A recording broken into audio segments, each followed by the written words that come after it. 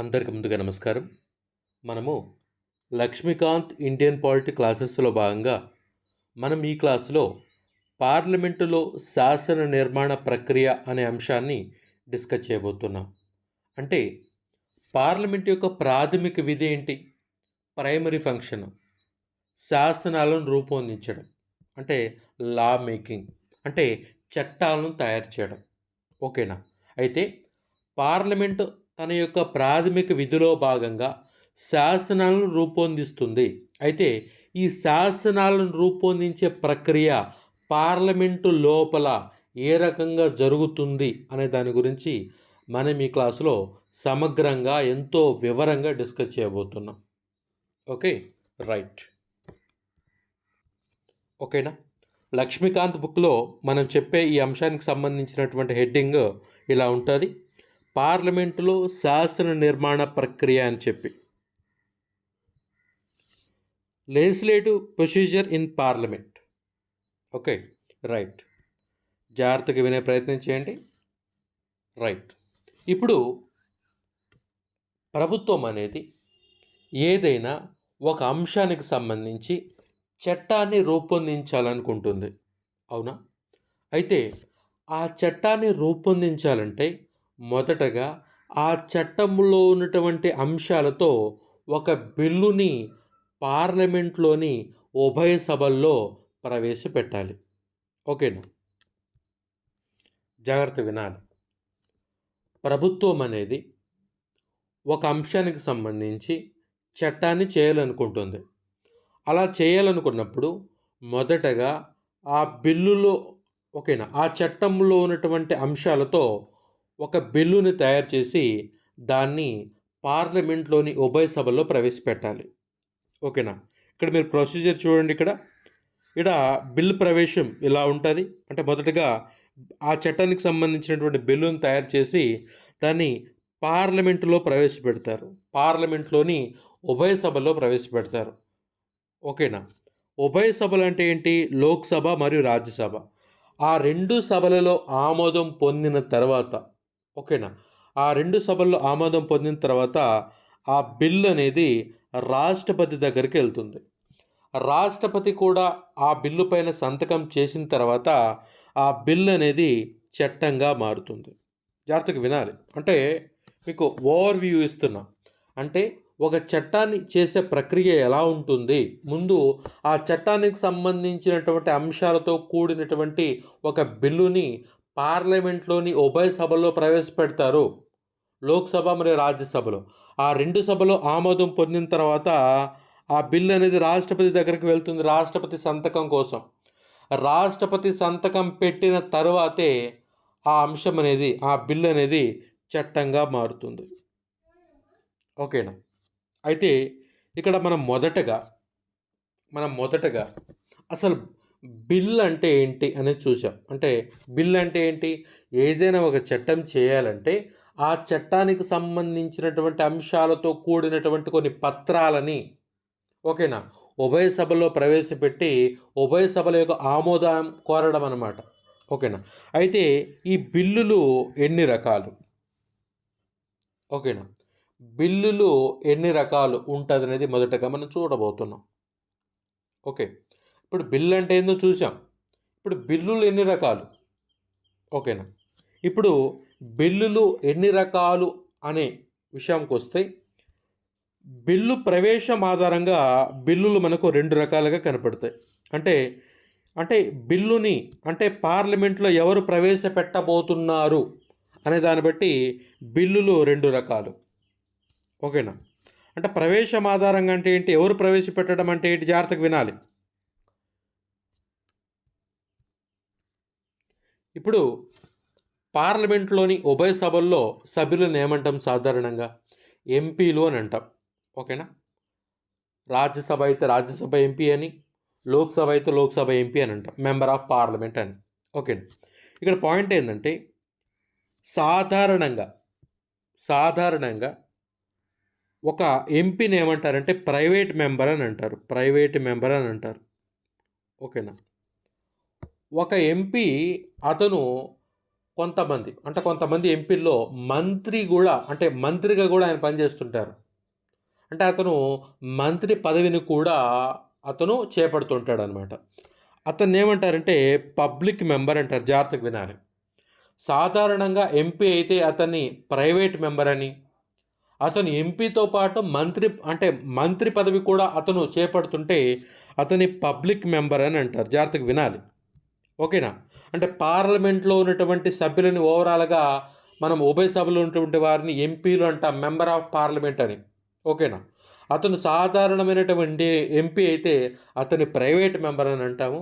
ఆ ఎంపీ అంటే అధికార పార్టీకి సంబంధించి ఉన్నట్లు ఉండి అతను మంత్రి పదవిని చేపడుతున్నట్లయితే అతన్ని పబ్లిక్ మెంబర్ అని అంటాం. జాగ్రత్తగా వినాలి. ఓకేనా?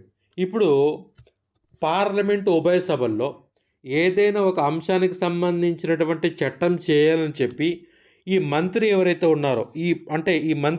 ఉన్నారో ఇతను బిల్లును ప్రవేశపెడితే అంటే ఇంట్రొడ్యూస్ చేస్తే ఉభయ సభల్లో ఆ బిల్లుని ఏమంటారంటే పబ్లిక్ బిల్ అంటారు.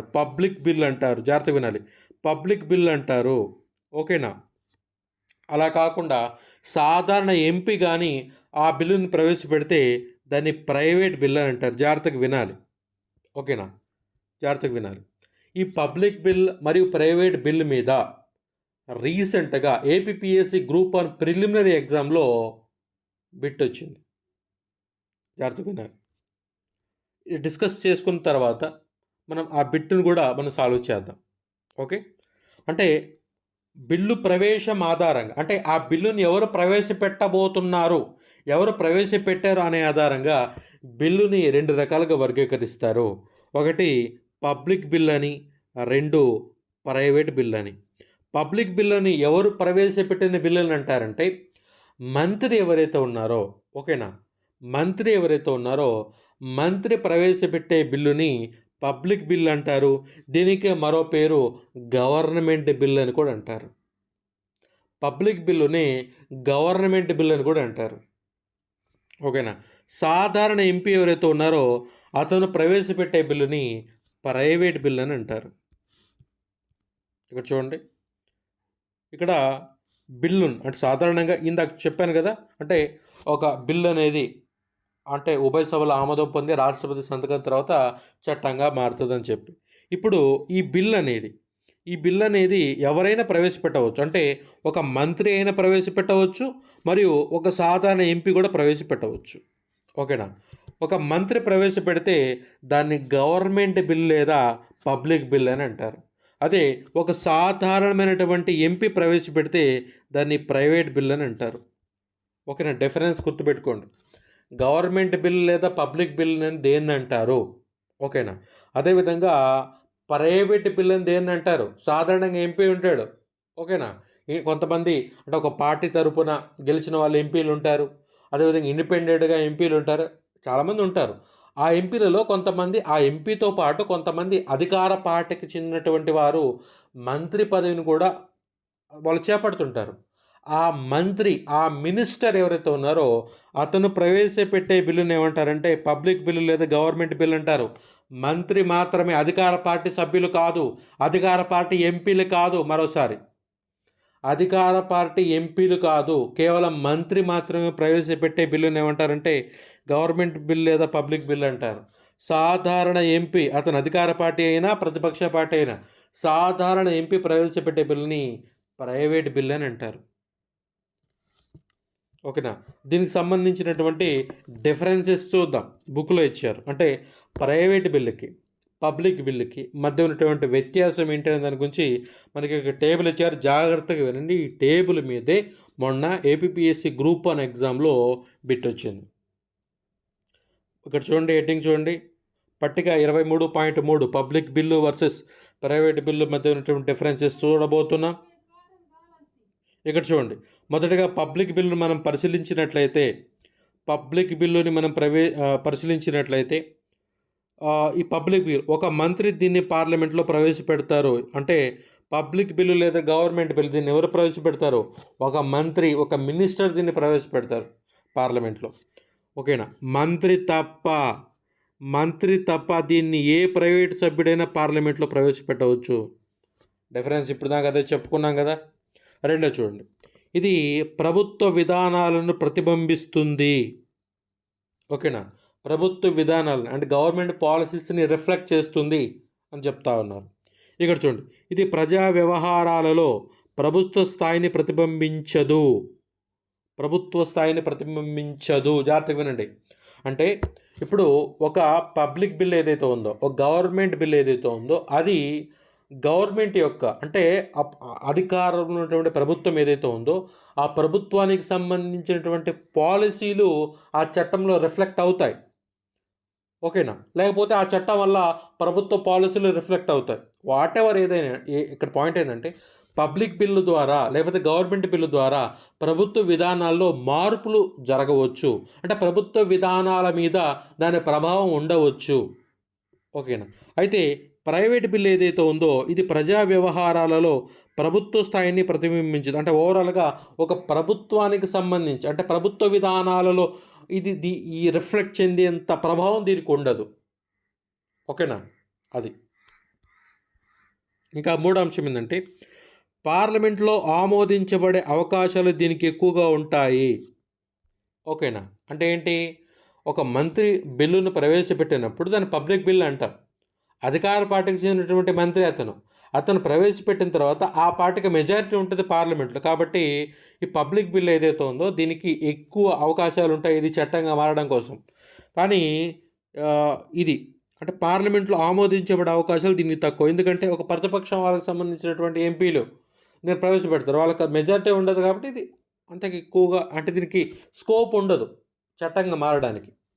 నెక్స్ట్, దీనికి ఆమోదం రాకపోతే ప్రభుత్వానికి పార్లమెంట్లో విశ్వాసం లేదనే అంశం చర్చనీయాంశం అవుతుంది. తద్వారా ప్రభుత్వం రాజీనామా చేయాల్సి వస్తుంది. నేను ఇప్పుడే చెప్పాను. అంటే సాధారణంగా ఎంపీ అధికార పార్టీకి చెందినటువంటి వాడు ఉంటాడు. కాబట్టి అతనికి అంటే ఆ అధికార పార్టీకి మెజారిటీ ఉంటుంది. కాబట్టి పార్లమెంట్లో ఖచ్చితంగా ఇది అంటే చట్టంగా మారుతుంది ఈ బిల్లు అని చెప్పాను. ఓకేనా, ఒకవేళ ఈ పబ్లిక్ బిల్లు కానీ చట్టంగా మారకపోతే అంటే అధికారంలో ఉన్నటువంటి పార్టీకి మెజార్టీ లేనట్టే కదా. ఓకేనా, ఇటువంటి అంటే ఒక మంత్రి ఒక బిల్లుని పార్లమెంట్లో ప్రవేశపెట్టినప్పుడు ఆ బిల్లు పాస్ అవ్వలేదంటే ఆ అధికారంలో ఉన్నటువంటి ఆ పార్టీకి ఆ ఎంపీల సపోర్ట్ లేనట్టే. ఎంపీల సపోర్ట్ లేనప్పుడు అంటే ప్రతిపక్షం వాళ్ళు ఇమీడియట్గా ఏం చేస్తారు, ఓకే అంటే పలానా మంత్రి ఈ బిల్లుని ప్రవేశపెడితే పాస్ అవ్వలేదు, ఓకే ఈ గవర్నమెంట్కి అంటే అంతకు సపోర్ట్ లేదు, ఇప్పుడు కానీ మనం అవిశ్వాస తీర్మానాన్ని ప్రవేశపెట్టినట్లయితే వాళ్ళు ఖచ్చితంగా ప్రభుత్వాన్ని రద్దు చేసుకుని పోవాల్సిన అవసరం ఉంటుందని చెప్పి వాళ్ళు అవిశ్వాస తీర్మానాన్ని ప్రవేశపెడతారు. అంటే వాళ్ళు అవిశ్వాస తీర్మానం ప్రవేశపెట్టకుండా ముందే ఏదైనా ఒక మంత్రి బిల్లును ప్రవేశపెట్టినప్పుడు అది చట్టంగా మారకపోతే అంటే అధికారం పార్టీకి మెజార్టీ లేదని గమనించి ఆ ప్రభుత్వం రాజీనామా చేయాలంటున్నారు ఇక్కడ. అయితే ఈ ప్రైవేట్ బిల్లుకి ఆమోదం లేకపోతే ప్రభుత్వానికి విశ్వాసం లేదని అంశం చర్చకు రాదు, ప్రభుత్వం రాజీనామా చేయనక్కర్లేదు. అంటే సాధారణంగా ఇక్కడ పాయింట్ ఏంటంటే నేను పబ్లిక్ బిల్లుని ఎవరు ప్రవేశపెడతారని చెప్పాను, ఒక మంత్రి మాత్రమే. ప్రైవేట్ బిల్లుని నేను ఎంపీలు ప్రవేశపెడతారని చెప్పాను, సాధారణ ఎంపీలు. అది అధికార పార్టీకి చెందిన వాళ్ళైనా కానీ ప్రతిపక్ష పార్టీకి చెందిన వాళ్ళైనా కానీ. అయితే సాధారణంగా అధికార పార్టీకి చెందినటువంటి ఏదైనా బిల్లులు ఉంటే అది మ్యాక్సిమం ఒక మంత్రి మాత్రమే ప్రవేశపెడతారు సాధారణంగా. ఈ ప్రైవేట్ బిల్లులు సాధారణంగా ఎక్కువ ప్రతిపక్షం పార్టీకి చెందినటువంటి ఎంపీలు మాత్రం ప్రవేశపెడతారు. ఆ డిఫరెన్స్ గుర్తుపెట్టుకోండి. ఓకేనా, చూడండి ఇక్కడ పబ్లిక్ బిల్లు దీన్ని ప్రవేశపెట్టాలంటే 7 రోజుల ముందు నోటీస్ ఇవ్వాలి. అంటే ఒక మంత్రి ఒక బిల్లుని ప్రవేశపెట్టాలంటే నోటీస్ పీరియడ్ 7 days, అంటే ఒక వారం ముందు చెప్పాలన్నమాట సభకి. అయితే ఈ ఒక ప్రైవేట్ మెంబర్ అంటే ఒక సాధారణ ఎంపీ తాను ఈ యొక్క ప్రైవేట్ బిల్లును ప్రవేశపెట్టాలంటే కనీసం 1 నెల రోజుల ముందు నోటీస్ ఇవ్వాలి. డిఫరెన్స్ గుర్తుపెట్టుకోండి. ఓకే, నెక్స్ట్, సంబంధిత విభాగాన్ని సంప్రదించి దీన్ని ముసాయిదా రచిస్తారు. దీన్ని ప్రవేశపెట్టేటప్పుడు దీన్ని ముసాయిదా రచిస్తారు. అంటే డ్రాఫ్ట్ అనమాట. అంటే ఇప్పుడు అదే ఒక బిల్లును ప్రవేశపెట్టాలంటే దాంట్లో ఏమేమి అంశాలని అంటే దాంట్లో పెట్టాలని దాని గురించి ముందుగా ఒక డ్రాఫ్ట్ తయారు చేస్తారు. ఆ డ్రాఫ్ట్ అంటే మంత్రి ప్రవేశపెట్టే పని అయితే అతను ఏ అంశానికి సంబంధించినటువంటి బిల్లును ప్రవేశపెట్టబోతున్నాడు చట్టం చేయడానికి అనే డిపార్ట్మెంట్ ఏదైతే ఉందో ఆ డిపార్ట్మెంట్ వాళ్ళ చేత ఆ ముసాయిదాని ఆ డ్రాఫ్ట్ని తయారు చేయిస్తాడు. కానీ ప్రైవేట్ మెంబర్ అనే అతనికి అంటే అతను ప్రభుత్వానికి యాక్సెస్ ఉండదు కదా, తను సొంతంగా ఆ బిల్లును తయారు చేయిస్తాడనమాట. ఇది టోటల్గా పబ్లిక్ బిల్లుకి ప్రైవేట్ బిల్లుకి మధ్య ఉన్నటువంటి వ్యత్యాసం. ఓకేనా? అంటే పబ్లిక్ బిల్ అనేది మంత్రి మాత్రమే ప్రవేశపెడతారు. ప్రైవేట్ బిల్ అనేది మంత్రి కాకుండా అయినటువంటి సాధారణ ఎంపీలు ఎవరైతే ఉన్నారో వాళ్ళు ప్రవేశపెడతారు. వాళ్ళ అధికార పార్టీ అయినా కానీ ప్రతిపక్ష పార్టీ అయినా కానీ సాధారణంగా ప్రైవేట్ బిల్లులు అంటే అది ప్రతిపక్షం వాళ్ళే ప్రవేశపెడతారు. పబ్లిక్ బిల్లు అంటే ప్రభుత్వానికి సంబంధించినటువంటి మంత్రులు మాత్రం ప్రవేశపెడతారు. ఓకేనా? ఇది ప్రభుత్వ విధానాన్ని ప్రతిబింబిస్తుంది, ఇది ప్రతిబింబించదు. పార్లమెంటు ఆమోదించబడే అవకాశాలు దీనికి ఎక్కువ ఉంటాయి, పబ్లిక్ బిల్లుకి దీనికి ఉండవు. దీనికి ఆమోదం రాకపోతే, పబ్లిక్ బిల్లుకి ఆమోదం రాకపోతే అంటే ప్రభుత్వానికి అంటే అనుకున్నంత సపోర్ట్ లేదని చెప్పి ఆ ప్రభుత్వం రాజీనామా చేయాలి. అంటే ఇక్కడ ప్రైవేట్ బిల్ అనేది ఆమోదం పొందకపోతే చేయాల్సిన అవసరం లేదు రాజీనామా. 7 రోజుల ముందు నోటీస్ పీరియడ్ ఇవ్వాలి. అంటే పబ్లిక్ బిల్ అయితే నెల రోజుల ముందు నోటీస్ పీరియడ్ ఇవ్వాలి, ప్రైవేట్ బిల్ అయితే. ఇది difference between the public bill and private bill. ఇది అంటే బిల్లుల రకాల గురించి మాట్లాడుతున్నాం. ఏం మాట్లాడుతున్నాం అని దాని మీకు క్లారిటీ ఉండాలి. మనం మొదటగా ఏం డిస్కస్ చేస్తున్నాం? పార్లమెంట్లో శాసన ప్రక్రియ గురించి డిస్కస్ చేస్తున్నాం, శాసన నిర్మాణ ప్రక్రియ గురించి. శాసన నిర్మాణ ప్రక్రియలో భాగంగా మొదటగా బిల్ అంటే ఏందో చూసాం. అంటే ఏదైనా ఒక చట్టం చేయాలంటే ఆ చట్టంతో కూడుకున్నటువంటి అంశాలతో ఒక బిల్లుని పార్లమెంట్లో ప్రవేశపెట్టాలని చెప్పాం. ఓకేనా? దాని తర్వాత బిల్లులు ఎన్ని రకాలు అని దాని గురించి మాట్లాడుతున్నాం. బిల్లుని ఎవరు ప్రవేశపెడతారు పార్లమెంట్లో అనే దాన్ని బట్టి బిల్లులు 2 రకాలు, పబ్లిక్ బిల్లు మరియు ప్రైవేట్ బిల్లు. వాటి మీద డిఫరెన్సెస్ చూస్తున్నాం ఇప్పుడు. క్లియరా? ఏం డిస్కస్ చేస్తున్నాం అనే దాని గురించి మీరు ఖచ్చితంగా ట్రాకింగ్లో ఉండాలి. ఓకే, ఇప్పుడు మొన్న ఏపీపీఎస్సీ గ్రూప్ 1లో ఈ ప్రైవేట్ బిల్లుకి పబ్లిక్ బిల్లుకు మధ్య ఉన్నటువంటి వ్యత్యాసాల సందర్భంగా చెల్లుబాటు అయ్యే ప్రకటనలను ఎంచుకోండి అని చెప్పి ఇక్కడ బిట్టిచ్చారు. మీరు ఆ పేపర్ చూసి ఉంటారని అనుకుంటాను. చూడండి, ఇక్కడ పబ్లిక్ బిల్లు మరియు ప్రైవేట్ బిల్లు మధ్య ఉన్నటువంటి వ్యత్యాసాలకు సంబంధించి, డిఫరెన్సెస్కి సంబంధించి ఈ స్టేట్మెంట్లో కరెక్ట్ అయింది, రాంగ్ అయింది అని అడుగుతూ ఉన్నారు. చెల్లుబాటు అయ్యే అంటే ఏవి కరెక్ట్ అని అడుగుతున్నారు. ఇక్కడ చూడండి, ఇక్కడ చెల్లుబాటు అయ్యేది మొదటగా ఇచ్చిన స్టేట్మెంట్ చూస్తే ఇక్కడ మనం ప్రతిపక్షంలో కూర్చున్న పార్లమెంటు సభ్యుడు ప్రవేశపెట్టిన మరియు సభ ఆమోదించిన ఒక ప్రైవేటు బిల్లును సంప్రదింపుల కోసం న్యాయశాఖను సూచించవలసి ఉంటుంది. అంటే ఇక్కడ ఏమంటున్నారంటే ప్రతిపక్ష పార్టీకి చెందినటువంటి ఒక ఎంపీ ప్రైవేటు బిల్లును ప్రవేశపెట్టిన తర్వాత ఆ బిల్లుని ఉభయ సభలు ఆమోదించిన తర్వాత దాన్ని మళ్ళీ కూడా పరిశీలన కోసం న్యాయశాఖకి పంపించాలంట. అలాంటిది ఏమైనా చదివారా ఇప్పుడు మీరు డిఫరెన్సెస్లో? లేదు కదా. Absolutely wrong. జాగ్రత్తగా వినాలి. అంటే ఇక్కడ ప్రైవేట్ బిల్ అయినా పబ్లిక్ బిల్ అయినా అది చట్టంగా మారే ప్రక్రియలో ఉండే దశలు మాత్రం సేమ్గానే ఉంటాయి. అంటే ఇప్పుడు ప్రైవేట్ బిల్ అంటే కొత్తగా దానికి సప్లిమెంటరీగా ఏదో ఇంకోటి చేయాల్సిన అవసరం లేదు. ఆ విషయం గమనించండి. ప్రైవేట్ బిల్ అయినా పబ్లిక్ బిల్ అయినా అంటే ఒక మంత్రి ప్రవేశపెట్టే బిల్ అయినా ప్రతిపక్ష పార్టీలో కూర్చున్నటువంటి ఒక ఎంపీ ప్రవేశపెట్టే బిల్లు అయినా ఒక బిల్లు చట్టంగా మారాలంటే రెండిటి యొక్క దశలు స్టేజెస్ సేమ్గా ఉంటాయి. ఓకేనా? అదనంగా ఏముండదు. కాబట్టి అబ్జల్యూట్లీ మొదటి స్టేట్మెంట్ రాంగ్. రెండవది, పబ్లిక్ బిల్లును ఎల్లప్పుడూ మంత్రి లేదా ప్రభుత్వ పార్టీ సభ్యుడు పార్లమెంట్లో ప్రవేశపెడతారు. ఓకేనా? నేను ఈ స్టేట్మెంట్ మీకు అర్థం కావాలని చెప్పి నేను ఇందొక మాట మరోసారి చెప్పాను. కేవలము మంత్రి మాత్రమే ప్రవేశపెడతాడు దీన్ని. ఓకేనా? ప్రభుత్వానికి సంబంధించినటువంటి పార్టీ సభ్యుడు కాదు. ఇక్కడ చూడండి, పబ్లిక్ బిల్లు ఎల్లప్పుడూ మంత్రి లేదా అంటున్నాడు, ప్రభుత్వ పార్టీ సభ్యుడు అంటున్నారు. కాబట్టి ఇది కూడా రాంగ్. కేవలం మంత్రి మాత్రమే పబ్లిక్ బిల్లుని ప్రవేశపెడతాడు. ఇప్పుడు మనం డిఫరెన్సెస్లో చూసాం. ఓకే, అంటే మొదటి స్టేట్మెంట్ రాంగ్, రెండో స్టేట్మెంట్ కూడా రాంగ్. క్లియరా? ఇప్పుడు మూడోది చూస్తాను.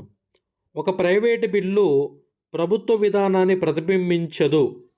అదేగా చదివాం.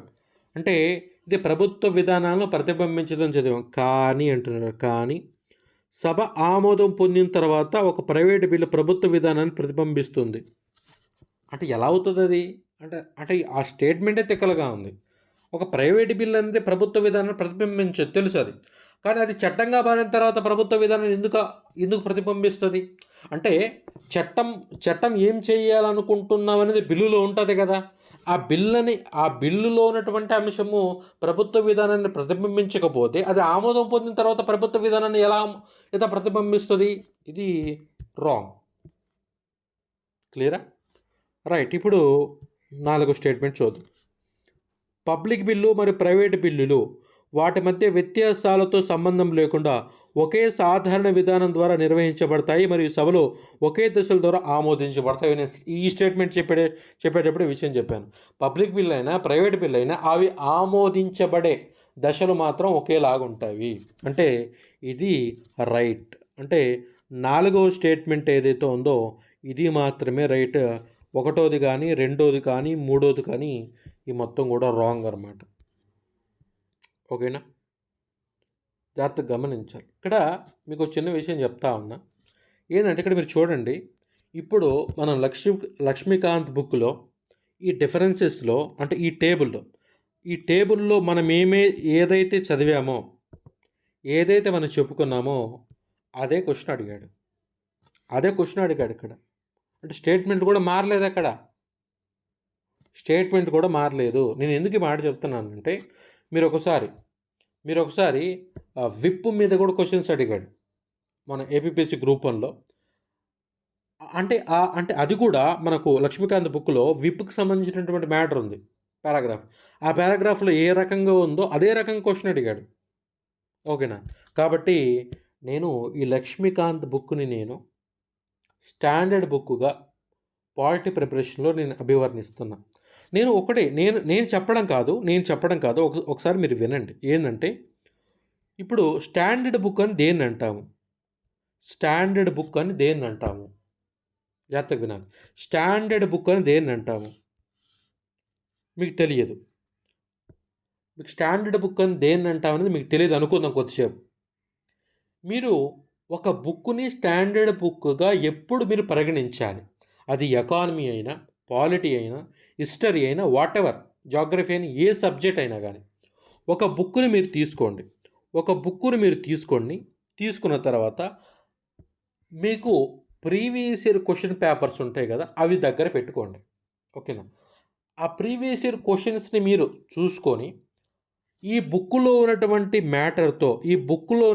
మ్యాటర్తో ఆ క్వశ్చన్స్ని అంటే ప్రీవియస్ ఎగ్జామ్స్లో అడిగినటువంటి క్వశ్చన్స్ని మీరు సాల్వ్ చేయగలుగుతున్నారా?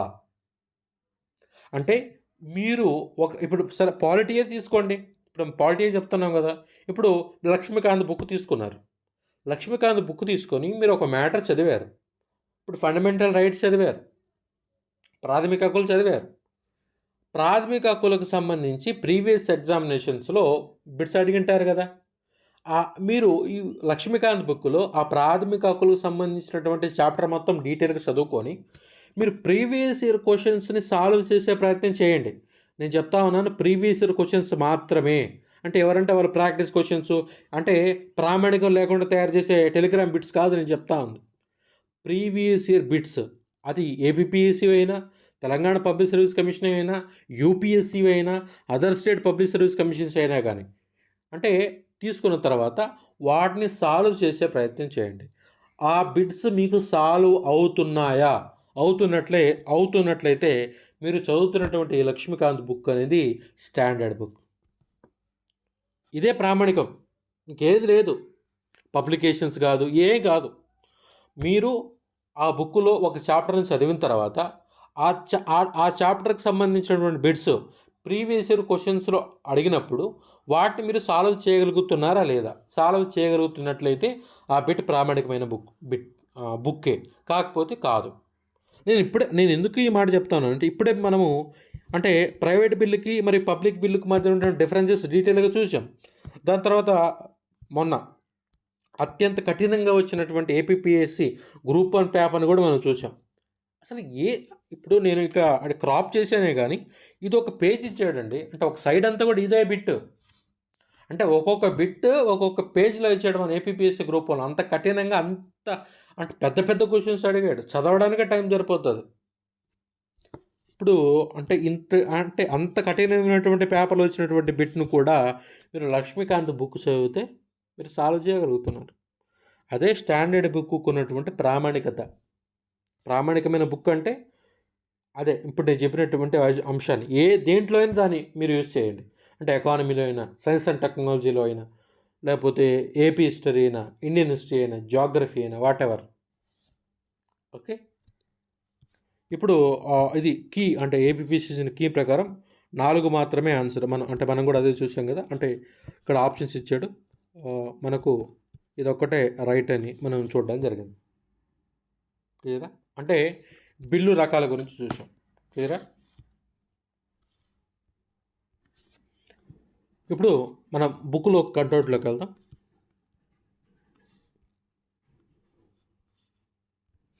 చూడండి, శాసన నిర్మాణ ప్రక్రియ 2 సభల్లో ఒకే రకంగా ఉంటుంది. లోక్సభలో అయినా రాజ్యసభలో అయినా ప్రతి బిల్లు ప్రతి సభలో ఒకే రకమైన దశలు కలిగి ఉంటుంది. అన్ని దశలు దాటిన తర్వాత అది చట్టంగా అవుతుంది. ఓకే, ఇక్కడ దానికి సంబంధించినటువంటి నేను కూడా చూసుకోవడం జరిగింది. అంటే ఒక బిల్లును ప్రవేశపెట్టిన తర్వాత ఉభయ సభల ఆమోదం పొందాలి. అది అంటే లోక్సభలో ఆమోదం పొందాలి, రాజ్యసభలో ఆమోదం పొందాలి. 2 సభల్లో ఆమోదం పొందిన తర్వాత దాని మీద రాష్ట్రపతి సంతకం పెట్టిన తర్వాత అది చట్టంగా మారుతుంది. అయితే ఇక్కడ లోక్సభ ఉభయ సభలు అంటే 2 సభలు ఉంటాయి కదా. లోక్సభలో ఎన్ని దశల్లో ఆ బిల్లు అనేది ఆమోదం పొందాలో రాజ్యసభలో కూడా అన్ని దశల్లోనే అది ఆమోదం పొందాలి. అంటే ఇంకా మీకు డీటెయిల్గా చెప్పాలంటే లోక్సభలో 3 దశలు ఉంటాయి, అదేవిధంగా రాజ్యసభలో 3 దశలు ఉంటాయి. అంటే ఒక బిల్లుని ఒక సభలో ప్రవేశపెట్టిన తర్వాత ఈ మూడు దశలు దాటుకొని ఆమోదం పొంది రాజ్యసభకు వెళ్తుంది. ఈ రాజ్యసభలో ఈ 3 దశలు దాటుకొని రాష్ట్రపతి దగ్గరికి వెళ్తుంది అనమాట. అంటే మొదటి సభలో ఎన్ని దశలు దాటుకొని అది ఆమోదం పొందిందో రెండో సభలో కూడా ఆ బిల్లు అన్ని దశలు దాటుకొని ఆమోదం పొందుతుంది అని చెప్తా ఉన్నారు అక్కడ.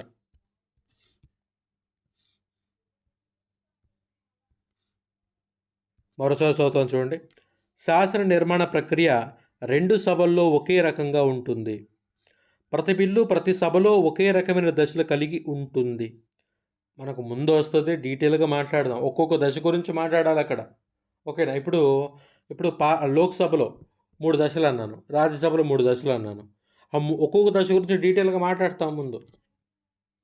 అన్ని దశలు దాటిన తర్వాత అది చట్టంగా అవుతుంది. Okay, right. నెక్స్ట్, బిల్లులు 2 రకాలు. ఇక్కడ చూడండి, బిల్లులు 2 రకాలు అంటున్నారు. ఏంటవి? ఇప్పుడే డిస్కస్ చేసాం డీటెయిల్గా. పబ్లిక్ బిల్లులు మరియు ప్రైవేట్ బిల్లులు. వీటిని ప్రభుత్వం లేదా ప్రైవేట్ బిల్లులు అని కూడా అంటారు. అంటే ఏంటి? పబ్లిక్ బిల్లుల్ని మనము ప్రభుత్వ బిల్లులు అని కూడా అంటారు, గవర్నమెంట్ బిల్స్ అని కూడా అంటారు.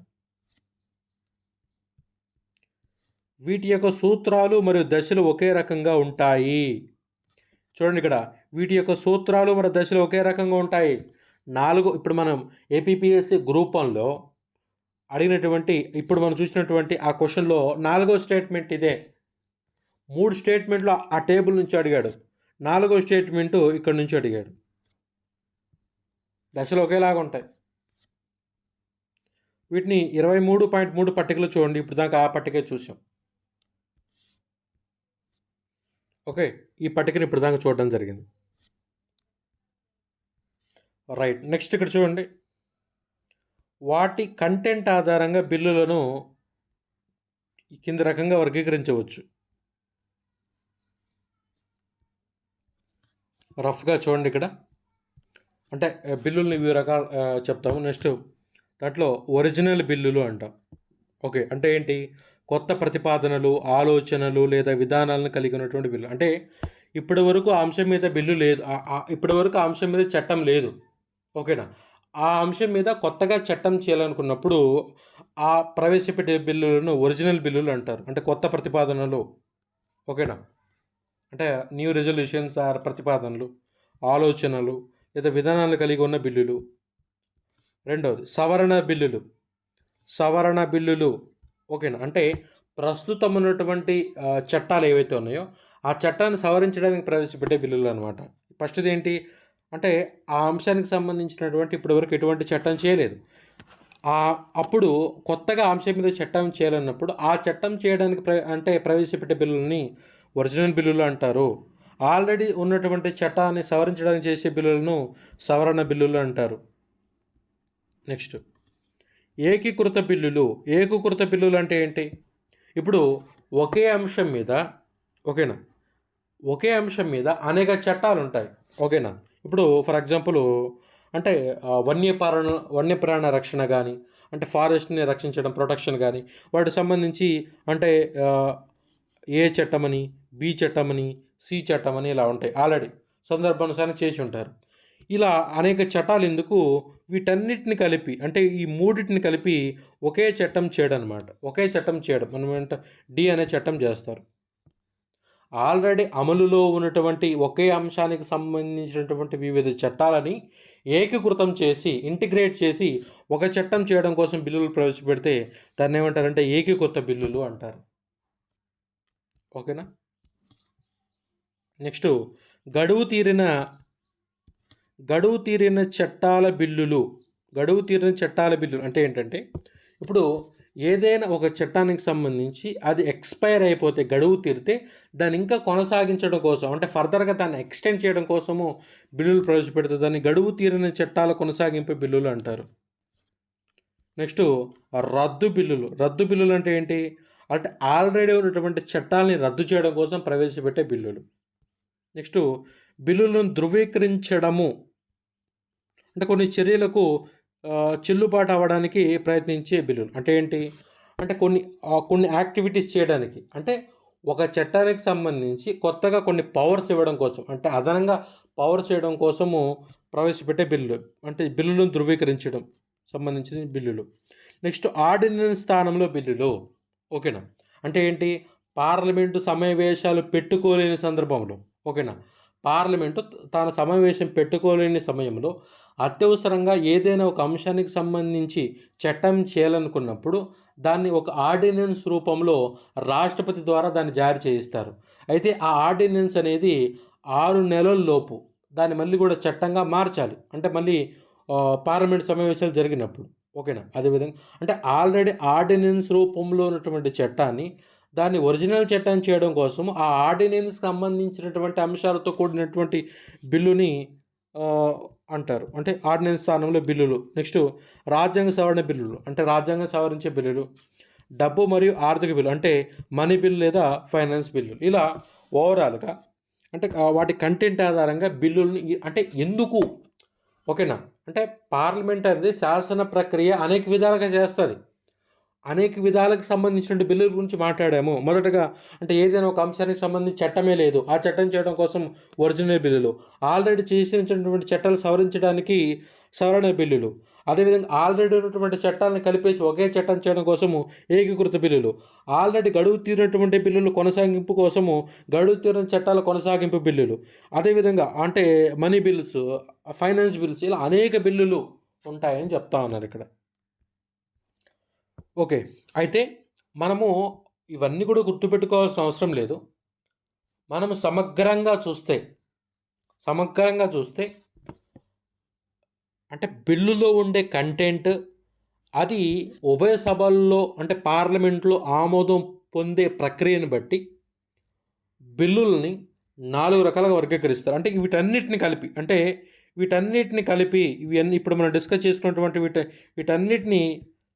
వీటన్నిటిని చూస్తే వీటన్నిటిని కూడా ఒక ఒక ఒక ఒక మేనర్లో మనం పరిశీలిస్తే చూడండి, ఇక్కడ పార్లమెంట్లో ఆమోదం పొందడానికి అవసరమైన ప్రక్రియ ఆధారంగా బిల్లులను స్థూలంగా ఈ 4 రకాలుగా వర్గీకరిస్తారు. క్లియరా? ఇప్పటివరకు మామూలుగా అసలు బిల్లులు ఎన్ని రకాలుగా ఉంటాయో చూసాం. ఓకేనా? అంటే ఏ ఏ పర్పస్ మీద బిల్లులు ప్రవేశపెడతారని చూసాం. ఇప్పుడు ఓవరాల్గా చూస్తే వాటిలో ఉండేటువంటి కంటెంట్ కానీ వాటి ఆమోదం పొందేందుకు ఉండే ప్రక్రియ ప్రొసీజర్ ఏదైతే ఉందో దాని ఆధారంగా బిల్లుల్ని సమగ్రంగా మనం స్థూలంగా 4 రకాలుగా వర్గీకరిస్తారు. ఇదే ఇంపార్టెంట్. ఇక్కడ మీరు గుర్తుపెట్టుకోవాల్సింది ఒకటి. బిల్లుల రకాలు అన్నప్పుడు 2 రకాలు. ఒకటి ఎవరు ప్రవేశపెడతారు అనే దాన్ని బట్టి పబ్లిక్ బిల్లు, ప్రైవేట్ బిల్లు. ఇప్పుడు ఇది అనమాట. బిల్లుల రకాలు అనే విషయానికి వస్తే, బిల్లులు ఎన్ని రకాలు అనే విషయానికి వస్తే, నెంబర్ 1 దాన్ని ఎవరు ప్రవేశపెడుతున్నారు అనే దాన్ని బట్టి పబ్లిక్ బిల్లు మరియు ప్రైవేట్ బిల్లు. ఓకేనా. రెండవది ఆ బిల్లుల్లో ఉండే కంటెంట్ ఆధారంగా, ఆ బిల్లు అంటే చట్టంగా మారడానికి ప్రొసీజర్ ఆధారంగా బిల్లులు 4 రకాలు. ఇంక ఇవే గుర్తుపెట్టుకోవాలి మీరు. ఇప్పుడు మనం చెప్పినవి ఏం గుర్తుపెట్టుకోవాల్సిన అవసరం లేదు. ఓవరాల్గా పర్పస్ అంటే ఏ ఏ పర్పస్ మీద బిల్లులు ప్రవేశపెడతారని చెప్పాము. ఇప్పుడు బిల్లుల రకాలనే విషయానికి వస్తే మనకు 2 క్రైటీరియా. ఒకటి ఎవరు ప్రవేశపెడతారు, దాంట్లో ఉండే కంటెంట్, అది ఎలా చట్టంగా మారుతుందనే ప్రొసీజర్ ఆధారంగా. ఇప్పుడు దాన్ని ఎవరు ప్రవేశపెడతారనే దాన్ని బట్టి పబ్లిక్ బిల్లు, ప్రైవేట్ బిల్లు అని డిస్కస్ చేశాం. ఇప్పుడు కంటెంట్ ఆధారంగా చూస్తే మనం ఇక్కడ 4 రకాలు కనపడతాయి ఇక్కడ బిల్లులు. దాంట్లో నెంబర్ 1 ఏంటంటే సాధారణ బిల్లులు, ఆర్డినరీ బిల్స్ అంటాం. రెండవది ద్రవ్య బిల్లులు, మనీ బిల్స్. నెక్స్ట్ ఆర్థిక బిల్లులు, ఫైనాన్స్ బిల్స్. రాజ్యాంగ సవరణ బిల్లులు, కాన్స్టిట్యూషనల్ అమెండ్మెంట్ బిల్స్. సమగ్రంగా చూస్తే ఓకేనా. అంటే బిల్లుల్లో ఉండే కంటెంట్ ఆధారంగా బిల్లులు 4 రకాలు. ఏంటవి? సాధారణ బిల్లులు, ద్రవ్య బిల్లులు, ఆర్థిక బిల్లులు, రాజ్యాంగ సవరణ బిల్లులు. ఇంకా చూడండి, 4 రకాల వర్గీకరించవచ్చని చూసాం కదా. సాధారణ బిల్లులు అనగా ఆర్థిక వ్యవహారాలకు సంబంధించనివి బిల్లులు. అంటే ఏంటి? వీటిలో ఆర్థిక వ్యవహారాలు ఉండవు. సంబంధించని అంటున్నారు, అంటే సంబంధం లేనివి అని. ఆర్థిక వ్యవహారాలతో సంబంధం లేనటువంటి బిల్లుల్ని సాధారణ బిల్లులు అంటారు. ఓకేనా. నెక్స్ట్ ద్రవ్య బిల్లులు, దీన్ని మనీ బిల్స్ అంటాము. ఇవి పన్నుల విధానము, పబ్లిక్ ఎక్స్పెండిచర్ మొదలగు వాటికి సంబంధించింది. అంటే ట్యాక్సేషన్కి సంబంధించి, అదేవిధంగా ఎక్స్పెండిచర్ అంటే ప్రభుత్వానికి సంబంధించి వ్యయాలకు సంబంధించినటువంటి అంశాలతో కూడినటువంటి బిల్లు. ఆర్థిక బిల్లులు ఇవి విత్త సంబంధమైనటువంటివి, అంటే ఇవి కూడా ఫైనాన్స్కి సంబంధించినవి. ఓకేనా. ఇక్కడ ద్రవ్య బిల్లులకి ఫైనాన్స్ బిల్లులకి డిఫరెన్స్ ఏంటనేది డీటెయిల్గా డిస్కస్ చేస్తాం. ఇక్కడ ఓవరాల్గా వినండి. రాజ్యాంగ సవరణ బిల్లులు, ఇవి రాజ్యాంగంలోని రాజ్యాంగంలోని అంశాల గురించి సవరణ, అంటే రాజ్యాంగంలో ఉన్నటువంటి అంశాలు సవరించడానికి ప్రవేశపెట్టే బిల్లులు అనమాట. క్లియరా. మనం ఈ క్లాస్లో ఓవరాల్గా బిల్లు అంటే ఏంటి, బిల్లులు ఎన్ని రకాలు అనేది డిస్కస్ చేయడం జరిగింది. ఇంకా శాసన ప్రక్రియలోకి వెళ్ళలేదు. ఓకేనా. శాసన ప్రక్రియలోకి వెళ్ళలేదు. ఓకేనా. ఇప్పుడు అంటే కంటెంట్ ఆధారంగా అంటే అది చట్టంగా మారే దాని ఆధారంగా బిల్లులు 4 రకాలు. ఈ 4 రకాల బిల్లుల గురించి మనము ఒక్కదానికి తర్వాత ఒకటి డిస్కస్ చేస్తూ వెళ్తాం. క్లియరా. అంటే మొదటగా సాధారణ బిల్లు అనేది దాన్ని అంటే సభలో ఎలా ప్రవేశపెడతారు, అది ఎన్ని దశల్లో ఆమోదం పొందాలి, అది చట్టంగా ఎలా మారుతుంది అనే దాని గురించి, సాధారణ బిల్లు అనేది ఒక చట్టంగా ఎలా మారుతుంది అనే ప్రక్రియ గురించి చూస్తాం. దాని తర్వాత ద్రవ్య బిల్లు ఒక చట్టంగా ఎలా మారుతుంది అనేది చూస్తాము. ఆర్థిక బిల్లు ఒక చట్టంగా ఎలా మారుతుందని చూస్తాము. రాజ్యాంగ సవరణ బిల్లులు ఒక చట్టంగా ఎలా మారుతుంది, ఈ చట్ట రూపం ఎలా దాలుస్తాయి, శాసన ప్రక్రియ ఎలా జరుగుతుంది వీటికి సంబంధించి, సాధారణ బిల్లులు ఆర్డినరీ బిల్లు సంబంధించి, money bills, finance bills, constitutional amendment bills సంబంధించి ఒక్కొక్క దాని గురించి డీటెయిల్గా మాట్లాడతాం. ఎంతో సమగ్రంగా మాట్లాడాల్సినటువంటి అంశాలు ఇవన్నీ కూడా. చాలామంది అభ్యర్థులకు ఈ అంశాల్లో చాలా డౌట్స్ ఉంటాయి. అర్థం కాదు శాసన ప్రక్రియ. ఒక ఆర్డినరీ బిల్ అనేది ఎలా చట్టంగా మారుతుంది, ఓకేనా. మనీ బిల్ చట్టంగా ఎలా మారుతుంది, అంటే ఒక బిల్ అనేది చట్టంగా మారే ప్రాసెస్ చాలామందికి అర్థం కాదు. నేను ఎంతో దీన్ని లిబరలైజ్ చేసి సులభతరంగా మీకు చెప్పే ప్రయత్నం చేస్తాను నెక్స్ట్ క్లాసెస్లో. మనం నెక్స్ట్ క్లాస్లో ఆర్డినరీ బిల్స్, సాధారణ బిల్లుల గురించి డిస్కస్ చేయబోతున్నాం. సాధారణ బిల్లు అనేది ఒక చట్టంగా ఎలా మారుతుంది, ఆ శాసన ప్రక్రియ గురించి నెక్స్ట్ క్లాస్లో డీటెయిల్గా మాట్లాడదాం. ఇంతటితో మనం ఈ క్లాస్ని కంప్లీట్ చేయబోతున్నాం. అంటే ఇప్పుడు మనం ఈ క్లాసులో బిల్ అంటే ఏంటి, బిల్లులు ఎన్ని రకాలు అనేది చూడడం జరిగింది క్లుప్తంగా. ఓకే, ఇక్కడ చూడండి, పై 4 బిల్లులు చట్టాలుగా మారడానికి 4 రకాల పద్ధతులను రాజ్యాంగం సూచించింది. మొదటి 3 రకాల బిల్లుల గురించి ఇక్కడ చర్చించడం జరిగింది. 4వ రకమైన రాజ్యాంగ సవరణ బిల్లు గురించి ఇప్పటికే చర్చించడం జరిగింది. అంటే దాని అర్థం ఏంటంటే ఈ లక్ష్మీకాంత్ బుక్లో రాజ్యాంగాన్ని సవరించడం అంటే సపరేట్ చాప్టర్ ఉంది. అక్కడ మనము ఈ రాజ్యాంగ సవరణ బిల్లులు ఎలా చట్టంగా మారుతాయనే దాని గురించి డిస్కస్ చేస్తాం. ఇక్కడ కేవలము ఈ 3 ఏవైతే ఉన్నాయో, అంటే సాధారణ బిల్లు, ద్రవ్య బిల్లు, ఆర్థిక బిల్లు, ఇవి చట్టంగా ఎలా మారుతాయనే దాని గురించి నెక్స్ట్ క్లాసెస్లో డిస్కస్ చేస్తూ ముందుకెళ్తాం. అంటే ఈ పార్లమెంట్ శాసన ప్రక్రియ టాపిక్లో భాగంగా. ఓకేనా, అంటే ఈ 3 చట్టంగా మారే ప్రాసెస్ 3 రకాలుగా ఉంటుంది రాజ్యాంగ ప్రకారం. ఓకేనా, ఎంతో ఇంపార్టెంట్ అనమాట. వీటి మీద డిఫరెన్సెస్ తెలుసుకుంటూ, ఇది అంటే వీటి శాసన ప్రక్రియలో ఉండే లిటిగేషన్స్ ఏంటి, అడ్డంకులు ఏంటి అని తెలుసుకుంటూ వెళ్ళడం.